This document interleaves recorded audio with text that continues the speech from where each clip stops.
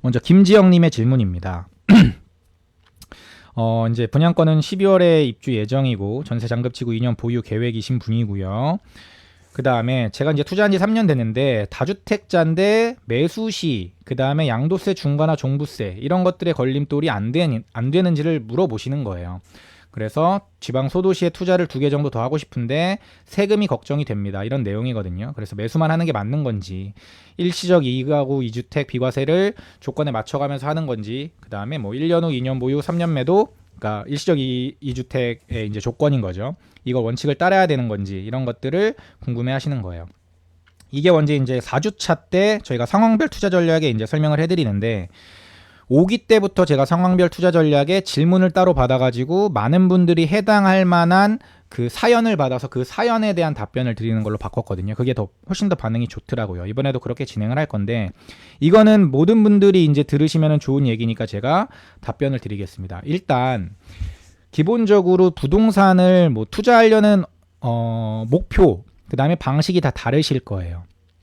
어떤 분들은 지금 1주택이 똘똘한 아이일 수도 있고, 그래서 일시적 2주택으로 갈아타시는 게 비과세를 받으면서 갈아타시는 게 더 좋은 분이 있고, 어떤 분은 지금 무주택자이거나 아니면 1주택이 있는데 1주택이 별로 마음에 안 드시는 분들도 있을 거예요.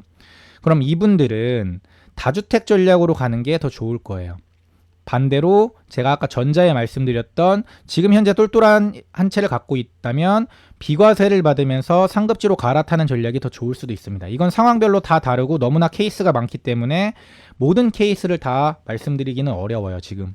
그런데 제가 생각했을 때는 만약에 내가 평생 부동산 투자를 할 거라면 저는 비과세에 집착하지 않으셨으면 좋겠어요. 비과세. 그럼 비과세를 안 받으면 어떻게 해요? 일반 과세로 매도를 하면 되는 거예요. 일반 과세.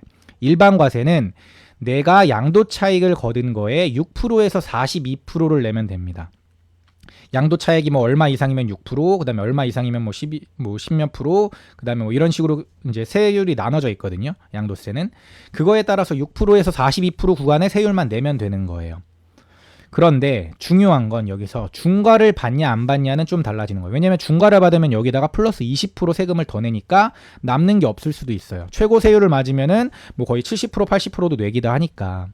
그러니까 그렇게 되면은 사실 별로 의미가 없는데 양도세를 중과받지 않고 그냥 2년에서 4년 후에 매도한다 그러면 양도 차익이 그렇게 크지 않고 그리고 양도세 내야 되는 양도세도 그렇게 부담스러운 수준이 아닙니다. 그래서 비과세를 포기하고 그냥 일반 과세를 받는다고 생각하는 순간 투자의 문이 훨씬 더 넓어집니다. 그래서 만약에 투자자의 길로 가려고 마음을 먹으신 분이라면 저는 굳이 비과세에 집착할 필요가 없다. 물론 상황마다 다르다고 말씀드렸고 이 비과세가 꼭 필요하신 분들이 분명 계세요. 그런 분들은 비과세를 받고 나서 갈아탄 다음에 똘똘한 애로 갈아탄 다음에 그 다음에 여러 채를 늘려가시던가 얘 비과세를 지키고 싶으시면 법인을 만드셔가지고 투자하시면 됩니다. 법인은 내 개인 명의에 전혀 상관이 없으니까. 이거는 테크트리를 그런 식으로 타시면 되는데 많은 분들이 이제 막연히 그냥 이제 세금에 대한 불안감이 있어가지고 안 하시는 거예요. 근데 그런 거는 좀 깨셨으면 좋겠다. 물론 주택을 하나 사는 순간 내가 주택수가 달라지고 현재 갖고 있는 주택에 대한 비과세 요건이라든지 뭐 이런 것들이 달라지기 때문에 투자하시기 전에 본격적으로 이제 세무 상담을 전문적으로 전문가한테 받아보신 다음에 하실 걸로 무조건 추천드리는 거고, 저는 세무 전문가가 아니기 때문에 각자의 세무 상황에 맞게 제가 컨설팅을 해드릴 수도 없고 그렇게 해드리지도 않습니다. 그런데 본인이 하고 싶은 방향, 가고 싶은 방향을 2-3개 정도를 정해놓고 A라는 방향으로 갔을 때 내 지금 현재 갖고 있는 주택과 이런 거에 세금 문제가 어떻게 되는지 계산해 보시고, B라는 방향으로 갔을 때도 계산해 보시고, 이런 것들을 뭐 네이버 엑스퍼트나 아니면 아는 세무사나 해가지고 상담을 받아보신 다음에 진행을 하시라는 거예요. 이게 되게 중요한 겁니다. 이제 저의 경우를 말씀드릴게요. 저의 경우는 일단 서울에 있는 집의 명의는 와이프 명의입니다. 서울 집의 명의는 와이프 명의예요. 그리고 제 개인 명의로 투자한 나머지 것들은 다 제 명의예요. 이게 무슨 얘기냐면 이거는 종부세를 분담할 때 굉장히 도움이 되는 팁입니다. 종부세를 계산할 때는 종부세는 인별과세이기 때문에 저랑 와이프가 같은 세대에 속해 있는 같은 가구에 속해 있는 사람이라고 하더라도 종부세는 인별과세로 해가지고 개별로 부과가 됩니다. 그래서 와이프가 가지고 있는 서울의 집은 와이프한테 종부세가 부담이 되고, 그 다음에 나머지 이제 지방에 있는 집들에 대해서는 저한테 부과가 되는 거기 때문에 얘네가 합산이 안 되는 거예요. 물론 얘 그러니까 와이프 거 따로 제 거 따로 해가지고 우리 집 전체로 봤을 때 합산해가지고 되지만 주택 수를 합산해가지고 계산하지 않는다라는 얘기입니다. 그래서 명의를 분산할 때는 주택의 가격대에 맞게 이제 본인과 배우자를 분산하시면 돼요. 일단 이게 첫 번째고 다주택으로 갈 때. 그 다음에 이제 주택을 매수하실 때 이제 공시가를 알고 있잖아요. 이 공시가에 맞춰가지고 제가 부동산 계산기도 알려드렸죠. 부동산 계산기로 가가지고 계산을 미리 해보시면 종부세가 대략 얼마가 나오는지가 나옵니다. 인별로. 그럼 그걸 다 계산해 보신 다음에 본인이 생각했을 때 종부세가 부담 없는 수준까지 주택을 늘려가시면 돼요. 종부세가 부담 없는 수준까지. 안 나오거나 부담 없는 수준까지 개인 명의에 있는 주택을 일단 꽉 채우시고 그 다음에 법인으로 넘어가시면 됩니다. 법인은 또 아예 새로운 개체이기 때문에 종부세를 계산할 때 또 아예 별도로 계산하고 법인은 두 채까지 그러니까 조정지역 한 채, 비조정지역 한 채를 사가지고 두 채까지는 종부세가 3%, 그 다음에 세 채가 넘어가면은 셋 다 6%를 맞기 때문에 두 채면은 3%를 맞지만 세 채 이상이 되는 순간 666을 맞습니다. 그렇기 때문에 차이가 커서 차라리 세 채 이상을 할 거면은 새로운 법인을 하나 더 만드는 거죠. 이런 식으로 늘려가면 됩니다. 명의는. 명의 분산은 이렇게 하시면 되고 취득세 같은 경우는 공시가 1억을 제가 많이 했어요. 그래서 취득세 부담은 없었고요. 그 다음에 요즘에는 제가 말씀드리지만 취득세를 굳이 1.1%에 집착하지 않고 공시가가 1억이 막 넘었는데 공시가 1억이 안 된 아파트들은 투자자들이 몰려가지고 가격이 뭐 예를 들어가지고 지금 1억 5천인데 2억까지 오른 애가 있고 공시가가 1억이 넘는다는 이유로 원래 가격이 1억 9천이었는데 이제 막 2억이 된 애가 있어요. 그러면 원래 가치가 1억 5천이었던 애랑 원래 가치가 1억 9천이었던 애니까 1억 9천이었던 애가 사실은 더 치고 나가가지고 벌리는 게 맞거든요. 근데 지금은 그게 안 돼 있는 상황이에요. 그러니까 공시가 1억이야 이것 때문에 가격에 불균형이 생겼다라는 거예요. 임의적으로 생긴 불균형이. 그럼 얘네들이 정상적인 가격으로 돌아오는 시간이 좀 필요하긴 하지만 제가 생각했을 때는 가치에 맞게 언젠간 정상적으로 간다. 얘네들이 입지 가치에 맞게. 그러면 지금 공시가 1억이 막 넘은 애들이 저평가가 되어 있는 건 확실하고 차라리 이런 애들을 12.4%를 주고 그냥 산다라는 겁니다. 그게 만약에 제가 지금 추가로 매수한다라면 차라리 12%를 내고 차라리 취득세를 내고 매수하는 게 나을 것 같아요. 물론 이거는 지금 당장에 투자금이 조금 있어야 돼요.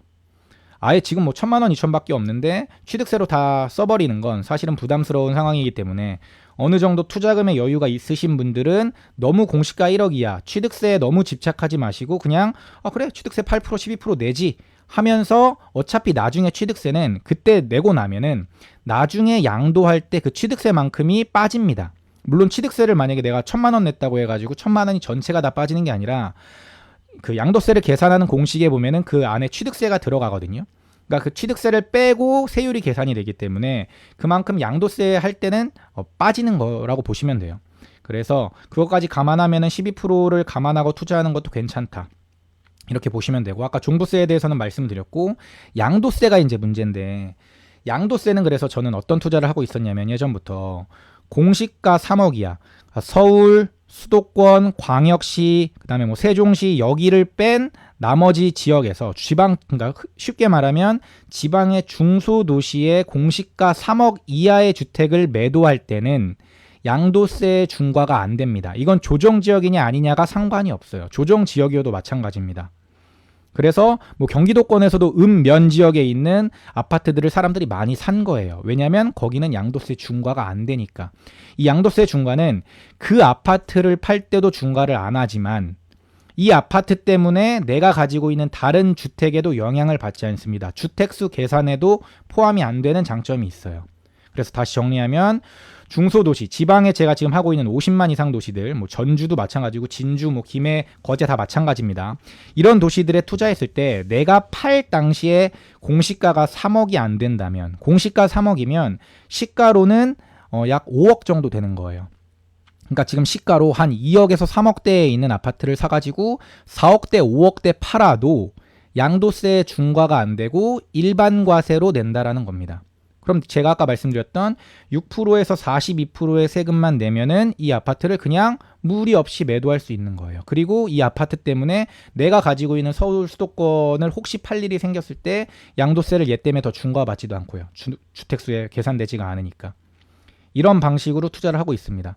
그래서 취득세가 만약에 걱정이 되신다면 공시가 1억 이하를 접근하시면 되고, 제가 근데 개인적으로 추천드리는 건 공시가 1억 이하보다는 차라리 12% 8%를 내더라도 좀 저평가되어 있는 애가 더 많이 올라갈 수 있는 애를 고르는 게 낫지 않을까라는 게 제 팁이고, 양도세를 계산하실 때는 기왕이면 지금 단계에서 어차피 서울 수도권은 많이 올라 있고, 그 다음에 광역시도 제가 봤을 때는 광역시보다는 차라리 지금 중소도시 쪽에서 저평가된 아파트들이 조금 더 많다라고 보기 때문에 이 아파트들이 양도세 중과가 받지 않는다면 이 아파트들을 골라가지고 투자하는 거.